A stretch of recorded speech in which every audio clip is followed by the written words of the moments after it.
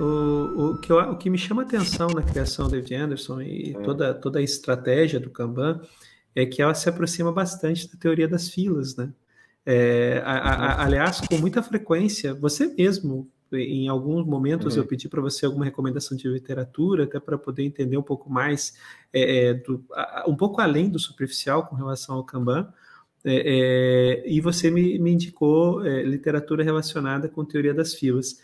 E eu sempre estabeleço na minha cabeça uma relação entre o Kanban e a teoria das restrições também.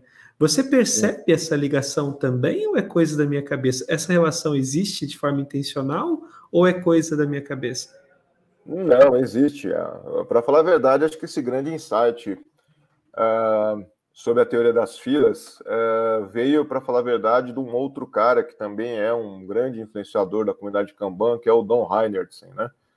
O Don Heinertsen, a forma que geralmente eu apresento o Don Heinertsen no mercado hoje é a seguinte: se o Don Heinertsen fosse um pouco mais marqueteiro nos anos 90, não teria razão do Manifesto Ágil existir. Porque, assim, se você quiser saber a teoria, a matemática, por que a agilidade funciona, você vai recorrer, inevitavelmente, à teoria do Don Heinertsen. Tá? O Don Heinertsen explica por que a auto-organização é uma boa solução. O Don Heinertsen explica por que, por exemplo, sprint do Scrum pode ser um bom mecanismo, que basicamente é uma estratégia para você diminuir o tamanho de lote. O Don Heinertsen explica sobre custo do atraso, o Don Heinertsen explica sobre também a teoria das filas. E assim, Alemar, para falar a verdade, esse insight que você está comentando é possivelmente o maior insight que nós temos sobre gestão do trabalho e conhecimento, possivelmente, cara, nos últimos 40 anos. Nós aprendemos muitas das coisas que o sistema Toyota de produção nos ensinou, coisas que o Eliyahu Goldratt também nos ensinou, e o grande insight que eu imagino que Kanban leva em consideração, e na minha opinião todo e qualquer sistema de gestão moderno tem que levar em consideração, é que o problema maior que nós temos na gestão do trabalho do conhecimento são as filas.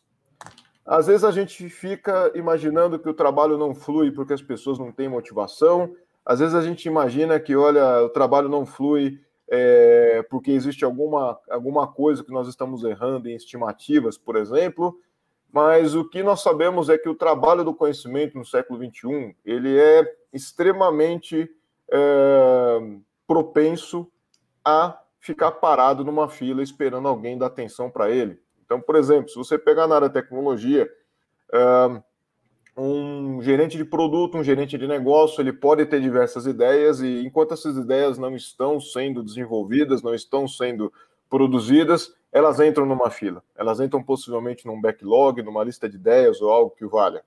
E aí, possivelmente, isso aí vai cair na mão de um analista de negócio, ele vai tentar entender e logo em seguida que ele terminar o trabalho dele, ele vai possivelmente passar para uma área de engenharia ou para uma área de desenvolvimento de software.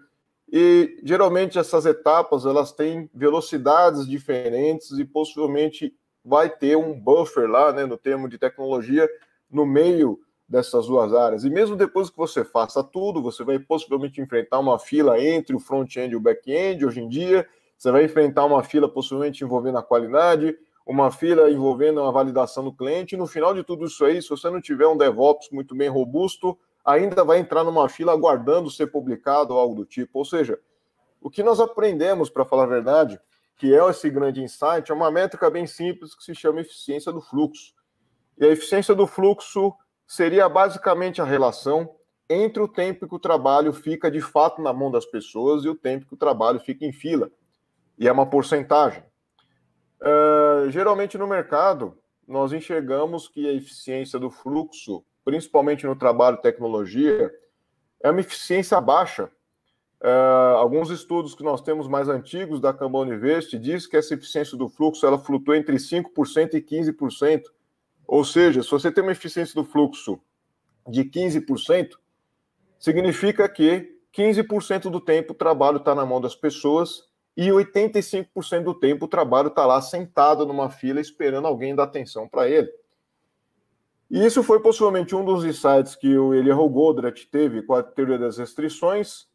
Ele, para falar a verdade, bastante focado em encontrar restrição. Na maioria das vezes a gente traduz restrição como gargalo. E isso também foi parte do trabalho do Taishi Ono na Toyota e também esse insight que o David Anderson teve junto com o Don Heinertsen sobre o que possivelmente nós temos que gerenciar mais num sistema são as suas filas. E essa é uma das razões que o Kanban tem uma prática, a segunda prática do método Kanban é limite o trabalho em progresso, porque se você limitar o trabalho em progresso, quantas coisas você tem comprometidas e não entregues, possivelmente você vai minimizar esse impacto das filas.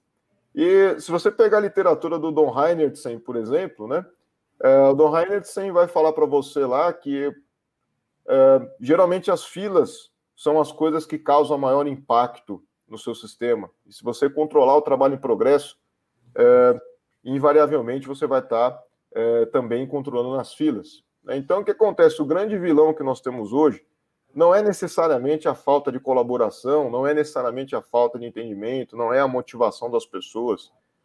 O primeiro suspeito que você vai ter, possivelmente para sua falta de produtividade, para sua falta de fluidez, para sua falta até de agilidade, vamos dizer assim, são as filas, né?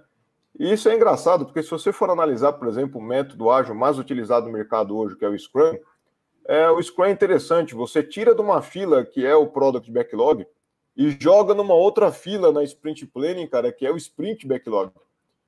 Ou seja, você está notando que logo de cara o processo já prega duas filas na sua estrutura, né? Na sua estrutura. E geralmente são essas discussões mais profundas que eu não vejo a comunidade ágil se questionar, né? Não tem nada de errado assim, cara, na estrutura do Scrum. A única coisa é que se você olhar o Scrum com as lentes do Kanban, você vai começar a entender algumas outras coisas mais profundas, né?